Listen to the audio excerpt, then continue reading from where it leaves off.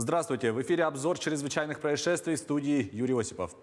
По материалам проверки прокуратуры Сунтарского района возбуждено уголовное дело о неуплате без уважительных причин алиментов на сумму около 1,5 миллиона рублей. Установлено, что местный житель на основании решения суда обязан оплачивать алименты на содержание 2 малолетних детей. Однако мужчина, ранее уже привлеченный к административной ответственности за неуплату алиментов, продолжил уклоняться от исполнения возложенных на него судом обязанностей по содержанию детей. Ущерб якутян от дистанционных хищений за 3 месяца превысил 74 миллиона рублей. По сообщению регионального МВД, за несколько месяцев в республике зарегистрировано 694 преступления, совершенных с использованием информационно-телекоммуникационных технологий. Причиненный ущерб более чем в 2 раза превышает ущерб по итогам того же периода прошлого года. На территории Якутии преобладают несколько способов дистанционных хищений. Лжесотрудники банка, подложные объявления о купле-продаже и псевдобиржевые площадки, где предлагают быстрый заработок. Также одним из распространенных способов получения конфиденциальных данных являются фишинговые сайты. Мошенники размещают в интернете подложные объявления о купле-продаже, покупке товаров и отправляют потерпевшему ссылку на сайт для оформления якобы безопасной сделки. Кроме того, существуют псевдопрофессионалы финансового рынка, которые активно рекламируются в интернете и предлагают заработать быстрые деньги на брокерской бирже, обещая невиданную прибыль. Мужчина осужден к 400 часам обязательных работ за повторное пьяное вождение в Нерюнгри. Об этом сообщает прокуратура Якутии. В суде установлено, что подсудимый, будучи ранее уже судимым за аналогичное преступление, вновь сел за руль пьяным. По результатам рассмотрения уголовного дела суд приговорил его к 400 часам обязательных работ с лишением права заниматься деятельностью, связанной с управлением транспортными средствами, сроком на 2 года. 21-летняя жительница Нерюнгринского района подозревается в кражах денег из касс 2 магазинов. Полицейские установили, что подозреваемая ранее работала в этих торговых точках и знала, что кассы не закрываются на ключ.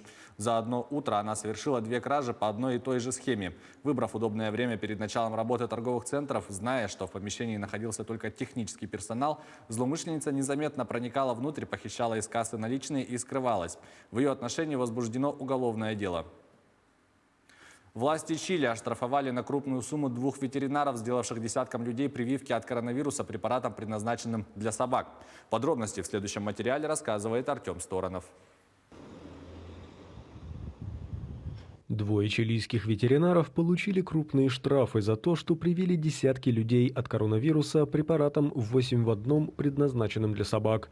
По данным властей, оба случая произошли в конце прошлого года, когда вакцин от COVID-19 в стране еще не было. Карлос Педро, житель города Калама на севере Чили, заявил, что провел испытания препарата на людях и опубликовал результаты в интернете с целью начать продавать вакцину. Он был оштрафован на сумму более 9 тысяч долларов, это почти 700 тысяч рублей. Еще один ветеринарный врач из того же города, Мария Фернандо Муньес, сделала прививки себе и всем своим сотрудникам. Власти узнали об этом случайно, когда в ходе очередной инспекции выяснилось, что персонал клиники не носил маски, поскольку считал себя полностью защищенным.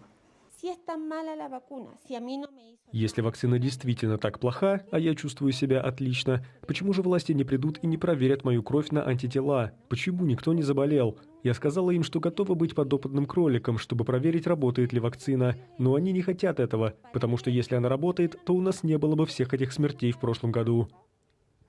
Марию Муньес власти оштрафовали более чем на 10 тысяч долларов. Это почти 800 тысяч рублей. Очень тревожные новости. Это крайне серьезное преступление. Эти ветеринары играют со здоровьем и жизнями людей, проводят на них эксперименты и обманывают, предлагая им препараты, не предназначенные для них.